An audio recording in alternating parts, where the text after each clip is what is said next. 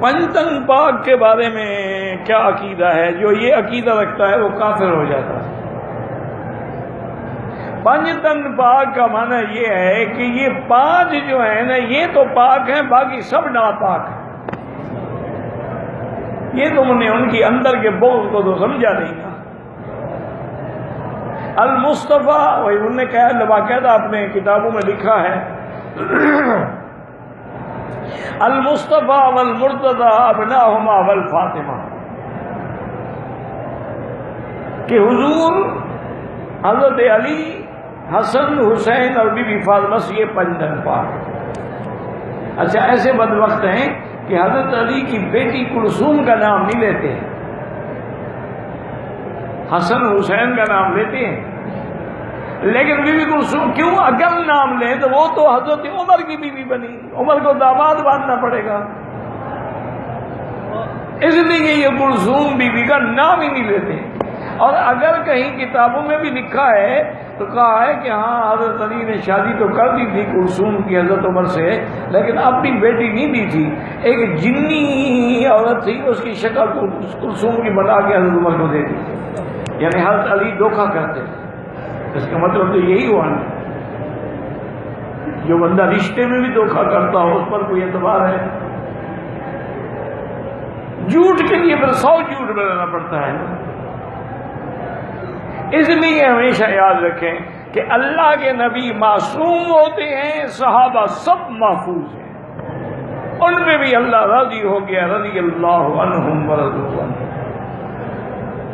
اہل بیت میں بھی اللہ راضی ہو گیا ہے، رضی اللہ عنہم ورضوا۔ وہ ازواج نبی ہیں، وہ اولاد نبی ہیں، وہ بنات نبی ہیں، سب اہل بیت رسول اللہ ہے۔ صرف عقیدہ رکھنا کہ 5 تن ہی پاک ہیں، باقی نعوذ باللہ، مانا وہ خود بخود سمجھ آ گئی نا بات، یہ 5 تن پاک باقی ناپاک۔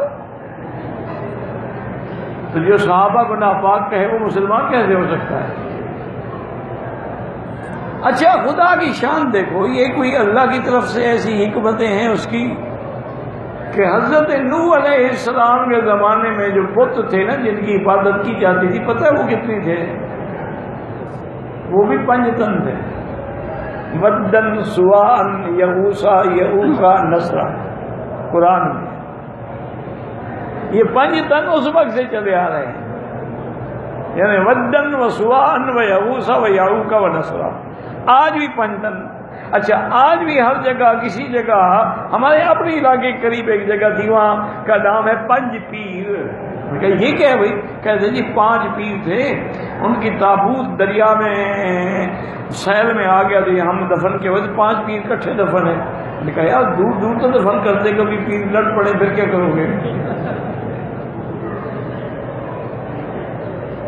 بس ایک رواج ہے بنا رکھا ہے۔ السلام علیکم ورحمۃ اللہ وبرکاتہ۔ آپ نے ابھی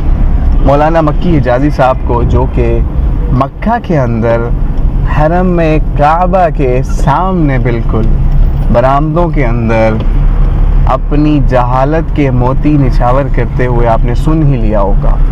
فرماتے ہیں کہ 5 تن کا پاک کا عقیدہ رکھنا جو ہے وہ کفر ہے، اور جو یہ عقیدہ رکھے وہ کافر ہے۔ تو پہلے ان کی اس بات کو میں آپ کو ایکسپلین کرتا چلوں یہاں پر۔ سب سے پہلے تو یہ ایک چیز جان لیں کہ جو بھی اہل تشیع یا اہل سنت میں سے کوئی بھی اگر یہ نعرہ یا کوئی بھی یہ لفظ یا کوئی بھی عقیدہ یا کوئی بھی یہ چیز اپنے ذہن میں اپنی زبان پہ رکھتا ہے کہ 5 تن پاک، تو اس کی وہ نسبت اس وقت یہ نہیں ہوتی جیسے کہ مکی صاحب نے یہاں پہ بکواس کرتے ہوئے فرمایا کہ 5 تن پاک اور باقی سب ناپاک، باقی سب نجس۔ بالکل ایسی کوئی کسی بھی لیول کا کوئی گھٹیا ترین اہل تشیع میں سے کوئی رافضی بھی آپ کو مل جائے نا، تو اس کا یہ عقیدہ نہیں ہوتا کہ صرف 5 تن جو ہیں وہ پاک ہیں، باقی سب کے سب ناپاک، جیسا کہ حجازی صاحب نے یہاں پہ، مکی صاحب نے یہاں پہ فرما دیا۔ ٹھیک ہے، اب ان کی ایک اور بہت بڑی جہالت کا میں یہاں پہ علاج پیش کرنے لگا ہوں، وہ یہ کہ جناب فرماتے ہیں کہ تمام انبیاء معصوم، تمام صحابہ معصوم، ٹھیک ہے، یہ بات کر کے انہوں نے اہل سنت کے جو مقدمے ہیں، جو جہاں جہاں پہ بھی اہل سنت کے محدثین نے، مورخین نے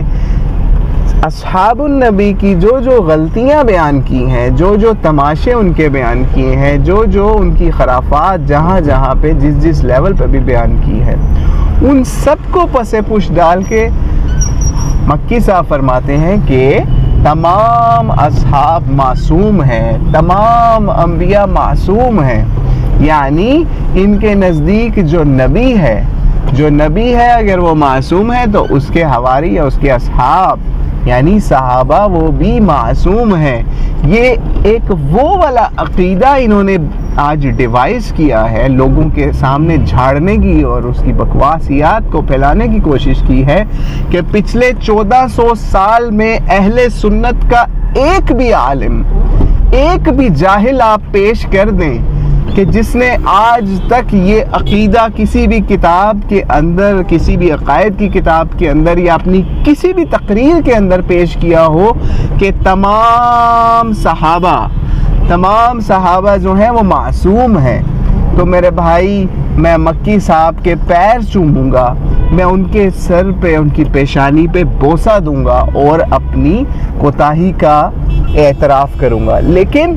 اہل سنت کیا اہل تشیع میں سے بھی آج تک آپ کو کوئی ایسا عالم، ایسا بندہ نہیں ملے گا جس نے آج تک یہ عقیدہ یا اس کا اعلان کیا ہو کہ تمام صحابہ جو ہیں وہ معصوم ہیں، تمام صحابہ معصوم ہیں۔ پھر ابھی تک میں ان کی ٹیکنیکل بنیادوں کے اوپر آپ کو ان کی جہالت کا میں آپ کو بتانا چاہ رہا ہوں۔ ابھی میں ان احادیث پہ تو گیا ہی نہیں ہوں کہ جس کے اندر ان 5 تن پاک کا ذکر ہے، ابھی تو میں ان تفاسیر اہل سنت کے اوپر گیا ہی نہیں ہوں کہ جس کے اندر آیت تطہیر میں ان 5 تن پاک کا ذکر ہے، ابھی تو میں ان آیات مباہلہ کے اوپر گیا ہی نہیں ہوں کہ جس کے اندر ان 5 تن پاک کا ذکر ہے، ابھی تو میں ان آیات کی تفسیر یا ان احادیث کی شرح پہ گیا ہی نہیں ہوں کہ جس کے اندر ان 5 تن پاک کا اکٹھا ذکر ہے، جس کی نسبت سے اہل تشیع کیا اہل سنت بھی ان پانچ ہستیوں کو ایک جگہ پر ایک خاندان کے اندر رکھتے ہوئے، بتاتے ہوئے ان کو پیار محبت سے 5 تن پاک کہہ دیتے ہیں۔ لیکن ان کی مکی صاحب کی جہالت کا آپ نے اندازہ اس ویڈیو سے لگا لیا ہوگا، اور میں آج آپ سے پہلی دفعہ ایک ریکویسٹ کر رہا ہوں کہ اس ویڈیو کو